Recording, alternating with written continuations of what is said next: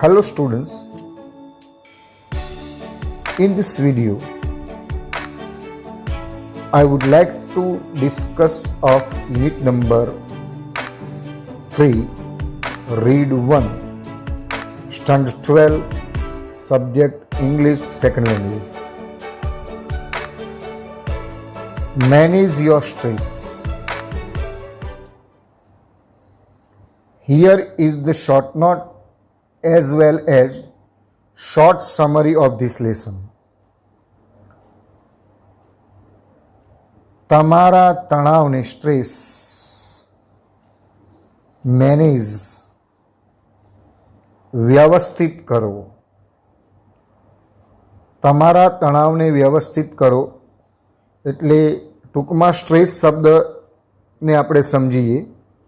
દરેક વ્યક્તિને કોઈ નવું કાર્ય કરવાનું હોય અથવા કંઈક વસ્તુનો ફિયર હોય એટલે માનસિક સ્ટ્રેસ આવતો હોય છે, મેન્ટલ સ્ટ્રેસ.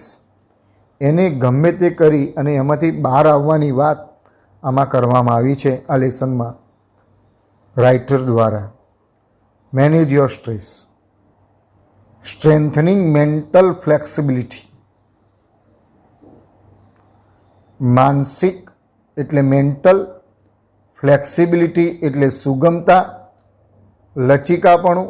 સ્ટ્રેન્થનિંગ એટલે મજબૂત કરવું. સ્ટ્રેન્થન એ સ્ટ્રોંગનો વર્બ ફોર્મ છે. Strong, strength, strengthen.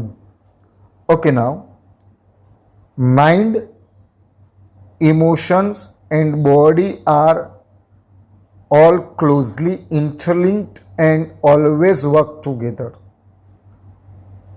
This sentence is very useful. મગજ,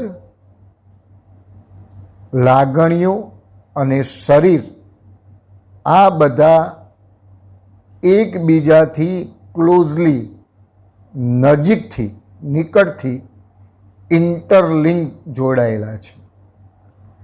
એન્ડ ઓલવેઝ વર્ક ટુગેધર, તે હંમેશા સાથે જ કામ કરે છે. શું? Mind, emotions and body. પરીક્ષામાં ટ્રુ ફોલ્સમાં બોડીની જગ્યાએ હાર્ટ શબ્દ લખેલો હોય, ઇમોશન્સની જગ્યાએ બીજો કોઈ શબ્દ લખેલો હોય તો એ ખાસ ધ્યાન રાખજો. ક્લોઝલી એ પણ શબ્દ સમજી લીધો. હવે આપણે આગળ જઈએ.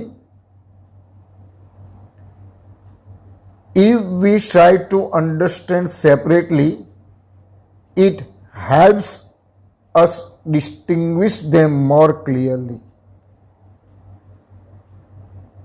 જો તમે સેપરેટલી એટલે અલગ અલગ રીતે સમજવાનો પ્રયત્ન કરશો તો તે તમને સ્પષ્ટ રીતે ડિસ્ટિંગ્વિશ, અલગ પાડવું અથવા ઓળખવું.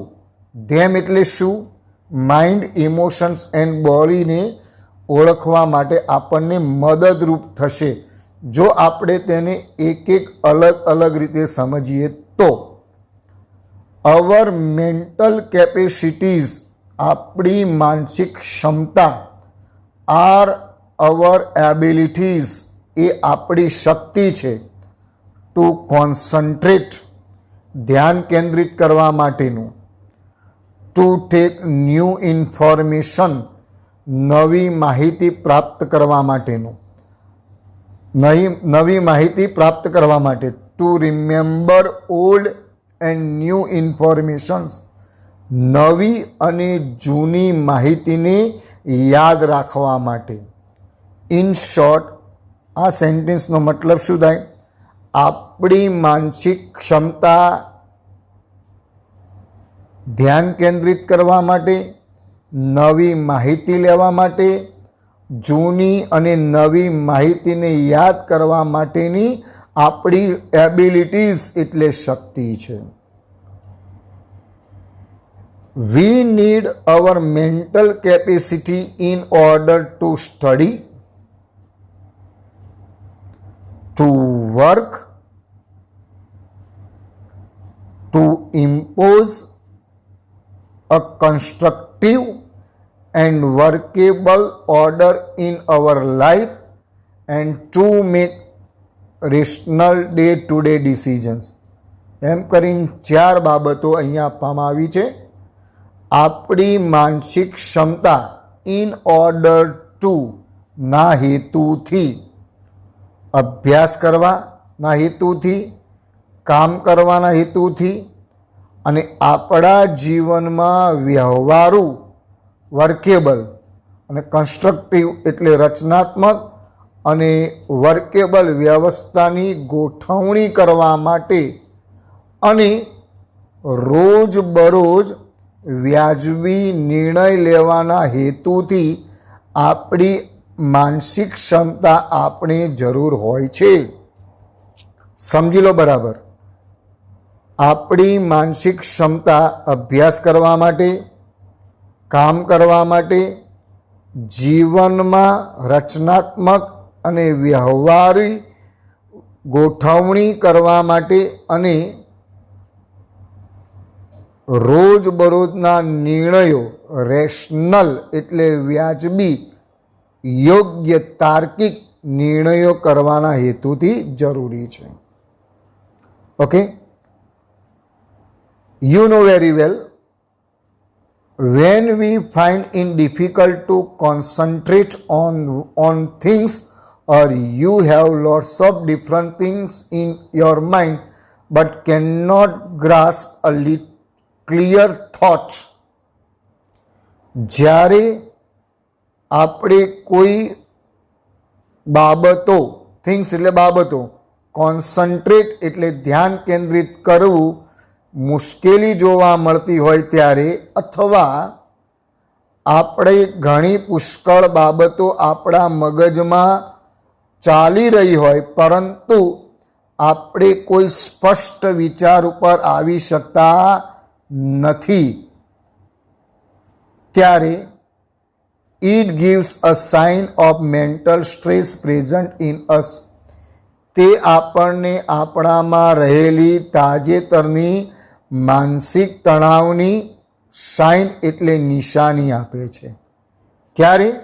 જ્યારે આપણે કોઈ બાબતોમાં ચોક્કસ કેન્દ્રિત ધ્યાન કરવામાં મુશ્કેલી પડે છે અથવા મગજમાં ઘણી બાબતો ચાલી રહી છે અને કોઈ સ્પષ્ટ વિચાર ઉપર આપતા નથી, ત્યારે what we can do during the stress દરમિયાન we must stop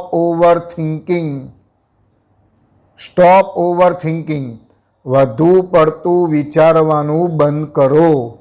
second, we should also repeat the sentence I have no expectations, અને આપણે સતત એ વાક્ય બોલવું જોઈએ કે મારે કોઈ અપેક્ષાઓ નથી. We can use self hypnosis state એટલે અવસ્થા ટુ રિલીવ મેન્ટલ સ્ટ્રેસ. આપણે સ્વસંમોહન અવસ્થાનો ઉપયોગ કરી માનસિક તણાવમાંથી રાહત મેળવવા માટે આપણે ઉપયોગ કરી શકીએ છીએ. When emotion have taken us over, જ્યારે લાગણીઓ આપણા ઉપર હાવી થઈ જાય છે ત્યારે it becomes nearly impossible to think clearly, આપણે સ્પષ્ટ રીતે વિચારવા માટેનું લગભગ અશક્ય બને છે. The screen exercise. The screen exercise shows us how to step back and emotionally detach ourselves from the current situation. The screen exercise જે આપણે આગળના પાઠમાં ભણ્યા છે કે આ એક્સરસાઇઝ કેવી રીતે કરવી અને કેવી રીતે ઉપયોગી છે, પણ આ વાક્યનું આપણે ટ્રાન્સલેશન સમજીએ. સ્ક્રીન એક્સરસાઇઝ એ તમને કેવી રીતે સ્ટેપ બેક, પાછા આવવું અને લાગણીઓથી પોતાની જાતને તાજેતરની પરિસ્થિતિમાંથી કેવી રીતે દૂર કરવી તે બતાવે છે. સો દેટ કે જેથી we can see more clearly what is going on, જેથી આપણે સ્પષ્ટ જોઈ શકીએ કે શું ચાલી રહ્યું છે. Now next, when life becomes too hectic, જ્યારે જીવન હાડમારી ભર્યું બને છે. હેક્ટિક, હાડમારી ભર્યું બનવું. We can end up feeling mentally tied in knots, ત્યારે આપણે કંઈક માનસિક રીતે મૂંઝવાયેલી લાગણીમાં અંત એના નિરાકરણ ઉપર આવી શકીએ છીએ કે આપણે માનસિક રીતે કઈ બાબતમાં બંધાયેલા છીએ એવું આપણે અંતે આપણને લાગણી પેદા થાય છે. Nothing seem easy and positive, કોઈ પણ વસ્તુ સહેલું અને હકારાત્મક લાગતું નથી. For that we can open a source of optimism with the technique of anticipating success. આપણે તે માટે ઓપ્ટિમિઝમ એટલે આશા, સોર્સ એટલે સ્ત્રોત, the technique of anticipating success, anticipating એટલે ધારણા કરવી, સક્સેસ સફળતાની ધારણાની તકનિકથી આપણે આશાનું સ્ત્રોત કિરણ એ આપણે ખુલ્લું મૂકી શકીએ છીએ. In that way we can come out from mental stress, આ રીતે આપણે આપણી માનસિક તણાવમાંથી બહાર આવી શકીએ છીએ. Thank you.